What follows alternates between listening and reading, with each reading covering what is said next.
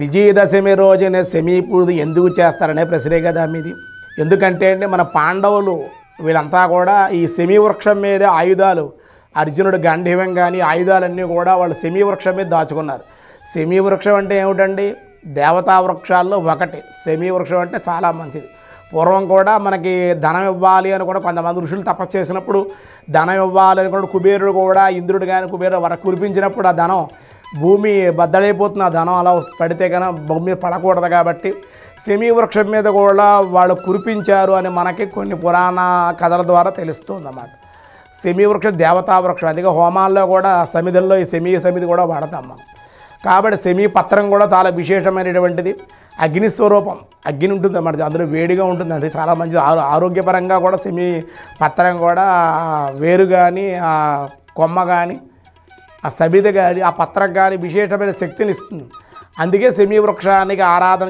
ఆ జంబి చెట్టు మీద వాళ్ళు పాండవులు ఆయుధాలు దాచుకున్నారు కాబట్టి రక్షణ జరిగింది కాబట్టి వెంటనే అది అర్చన చేసి సెమీ వృక్షానికి ఆయుధ పూజ చేసుకున్నారు. వాళ్ళ ఆయుధాలు ఏమిటి? రాజులుగా ఆయుధాలు ఏమిటి?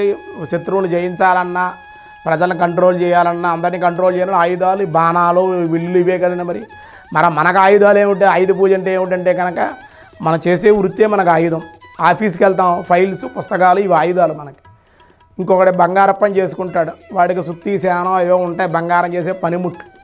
వాడికి తాపీ వేసాడు, మేస్త్రి పని చేసే తాపి, ఆ కర్ర, ఈ కొలబద్దలు ఇవన్నీ కూడా వాడికి ఆయుధం.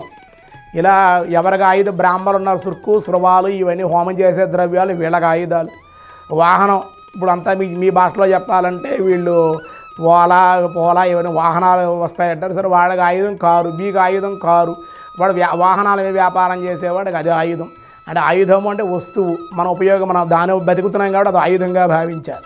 కాబట్టి దాన్ని అర్చించడం వల్ల ఈ విజయదశమి రోజుని మహిషాసుర మర్దిని సంహారం జరిగింది కాబట్టి అమ్మవారు ఈ విధంగా ఆరాధించారు. కాబట్టి మనం కూడా అప్పటి నుంచి కూడా మన వ్యాపారం బాగుండాలంటే వ్యాపారంలో ఉండే వస్తువులే ఆ కాటా కానీ ఇవి కానీ తూకం చూచే వాటి పూజ చేసి ఆ రోజుని చేస్తే వ్యాపారం అభివృద్ధిగా విజయం కలుగుతుందనే ఉద్దేశం. వాహనాలకు పూజ చేయమని చెప్పారు. వ్యవసాయదారులకు ఏమిటి ఆయుధాలంటే వాళ్ళకి బండి, నాగలి ఇవన్నీ ఉండే. ఇప్పుడు ట్రాక్టర్లు వచ్చే ట్రాక్టర్లు, వాహనాలు, మన వాహనాలు కూడా పూజ. ఎప్పుడో మనకు వాహనం గండం అంటారు. రేవంతుడు అనేటువంటి గంధర్వుడు వాహనాలకు అధిష్టాన దేవత. వాహనం గండం లేకుండా మనం జాగ్రత్తగా అవతల మనకు గుద్దేయకుండా ఉండాలిగా. కాబట్టి మనకు భయం లేకుండా ఉండాలి, వాహన గండం జరగకుండా ఉండాలంటే ఈ ఆయుధ పూజ అనేటువంటి వాహన పూజ అంటారు, అది కూడా ఆయుధ పూజే. అది కూడా ఆచరించడం. సెమీ వృక్ష పూజ ఎందుకు చేయాలంటే కనుక దేవాలయాల్లో సాయంకాలం చేస్తారన్నమాట. సాయంకాలం సంధ్యా సమయం అయిన తర్వాత దేవాలయాలు విజయదశమి రోజుని ఈ సెమీ పూజ చేస్తారు. ఎందుకు చేస్తారంటే ఐశ్వర్యము, సంపదలు కలగడానికి. ఇంకా ఎందుకు అంటే కనుక శ్లోకం ఉంది మనకు. అందుకు సెమీ శమయతే పాపం సెమీ శత్రు వినాశనం. ఓ సెమీ దేవత నిన్ను అర్చిస్తున్నాను. సెమీ శమయతే పాపం, నా పాపాలన్నీ క్షమించు, అవి తొలగించు. శమయతే సెమీ శత్రు వినాశనం, నాకు ఏ రకంగా శత్రువులు ఉన్నారో ఆ శత్రువులందరూ నశించాలి.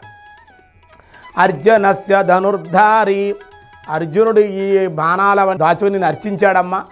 రామస్య ప్రియదర్శని, అర్జునుడి విజయం కలిగింది.